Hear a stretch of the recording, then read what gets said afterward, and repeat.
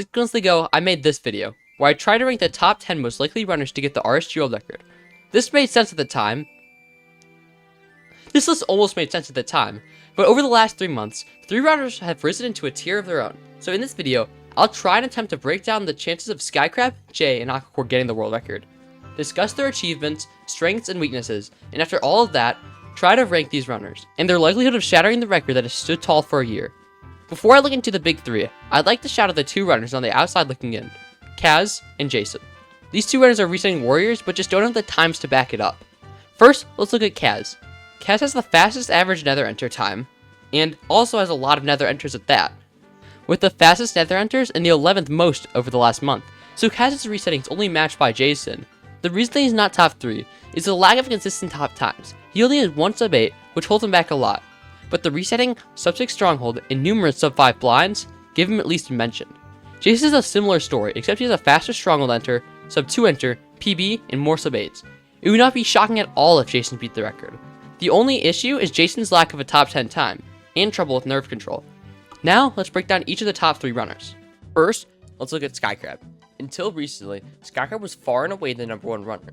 2 years ago, Skycrab burst onto the scene, improving his PB from 833 to 723. Out of the 3 runners, Skycrab has definitely gotten the closest to being the world record. Over a year ago, he entered the portal room on clear world record pace with 11 eyes. He just needed a 1 eye, which has a 72% chance of happening. It didn't happen, leading to him losing the world record to no fault of his own. He would later keep piling on sub 10s until he got well over 100. He got this run.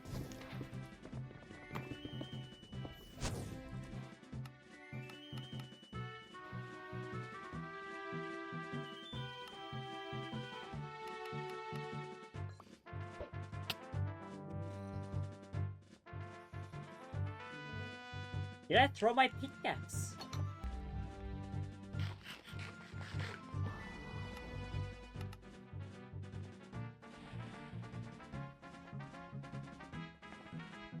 Oh. Wow. Like, that was it if it perched. Holy. And of course this run. God.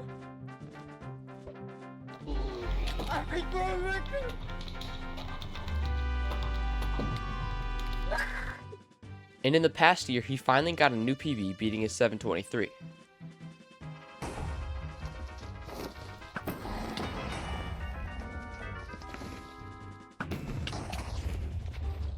Oh my god. Oh my god. And a bunch of other fast times. For a long time, Aquacore's PB was 757, but after he got a new PB of 724 a few months ago, Dude, yes, dude, oh my god. GG. Dude, oh my god. Bro, this is a great day for RSG, oh my god. Dude, what place is that? Holy shit. That's like 5th, I think. Oh my god. he just didn't stop. First, he got a 628 ranked Buried Treasure speedrun, which is really similar to RSG, and then new PBs of 712 and 708. Oh my god, I almost messed it up. Dude, oh my god. It's not sub 7. Although, PB though. now Aquacore does have a choke, if you want to call it that.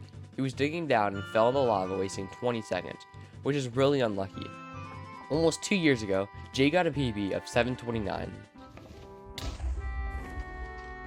Oh my god! Oh my god! Oh my god! What? What? What? This PB would stand the test of time for him as he would focus on ranked. However, 5 months ago, he started showing signs of life again with another sub 8. Oh my god! And then,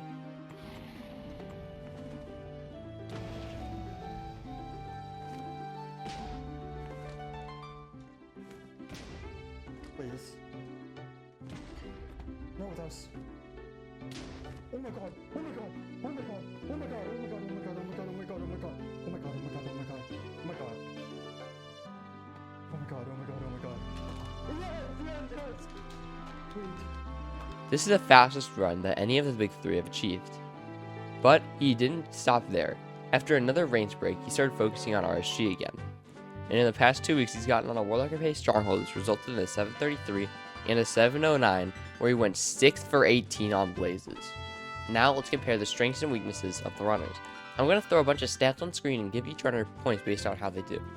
When looking at resetting over the past month, Skycrab has the least nether enters with the slowest average, while Jay and Aquacord have the same average, but Jay has 2 times the nether enters.